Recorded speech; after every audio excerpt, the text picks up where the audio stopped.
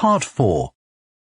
You will hear part of an environmental science lecture about a large bird called the dodo, which is now extinct. First, you have some time to look at questions 31 to 40.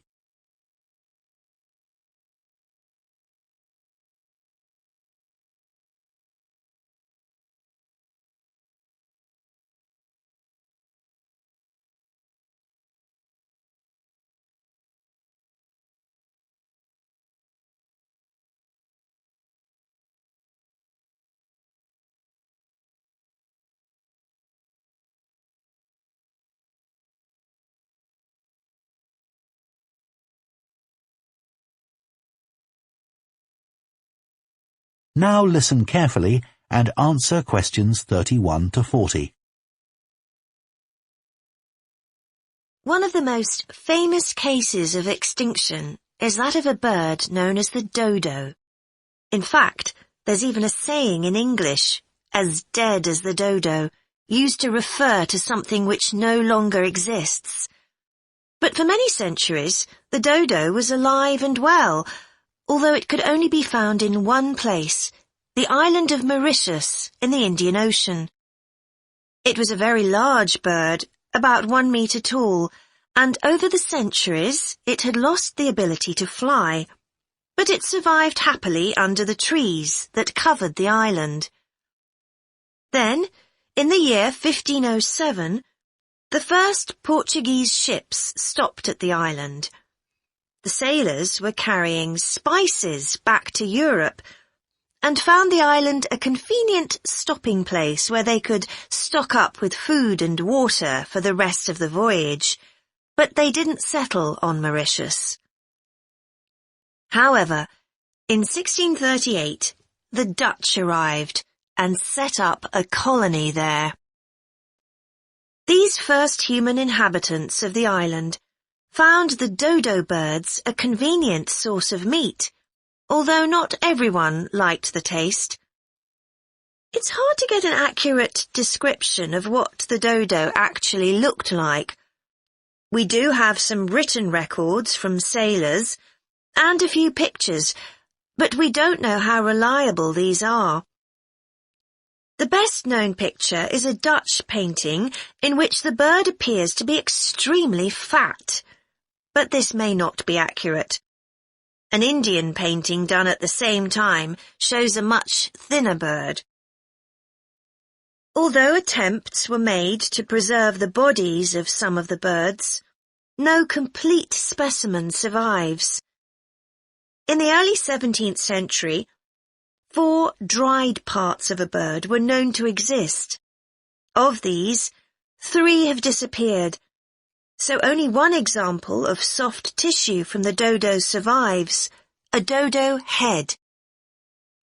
Bones have also been found, but there's only one complete skeleton in existence.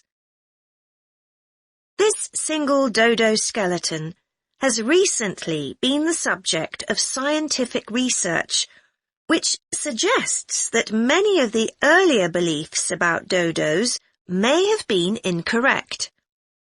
For example, early accounts of the birds mention how slow and clumsy it was, but scientists now believe the bird's strong knee joints would have made it capable of movement which was not slow, but actually quite fast. In fact, one 17th century sailor wrote that he found the birds hard to catch.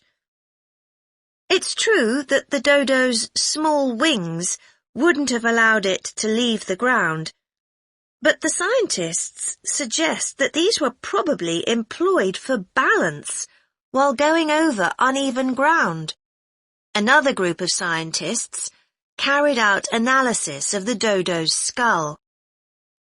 They found that the reports of the lack of intelligence of the dodo were not borne out by their research, which suggested the bird's brain was not small, but average in size. In fact, in relation to its body size, it was similar to that of the pigeon, which is known to be a highly intelligent bird. The researchers also found that the structure of the bird's skull suggested that one sense which was particularly well developed was that of smell. So the dodo may also have been particularly good at locating ripe fruit and other food in the island's thick vegetation.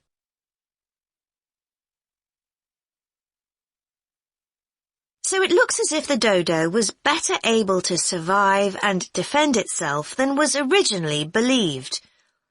Yet, less than 200 years after Europeans first arrived on the island, they had become extinct. So what was the reason for this? For a long time it was believed that the dodos were hunted to extinction, but scientists now believe the situation was more complicated than this. Another factor may have been the new species brought to the island by the sailors. These included dogs, which would have been a threat to the dodos, and also monkeys, which ate the fruit that was the main part of the dodo's diet. These were brought to the island deliberately. But the ships also brought another type of creature, rats, which came to land from the ships and rapidly overran the island. These upset the ecology of the island, not just the dodos, but other species too. However, they were a particular danger to the dodos because they consumed their eggs. And since each dodo only laid one at a time, this probably had a devastating effect on populations. However, we now think that probably the main cause of the bird's extinction was not the introduction of non-native species, but the introduction of agriculture. This meant that the forest that had once covered all the island and that had provided a perfect home for the dodo was cut down so that crops such as sugar could be grown. So, although the dodo had survived for thousands of years, suddenly it was gone. That is the end of part 4.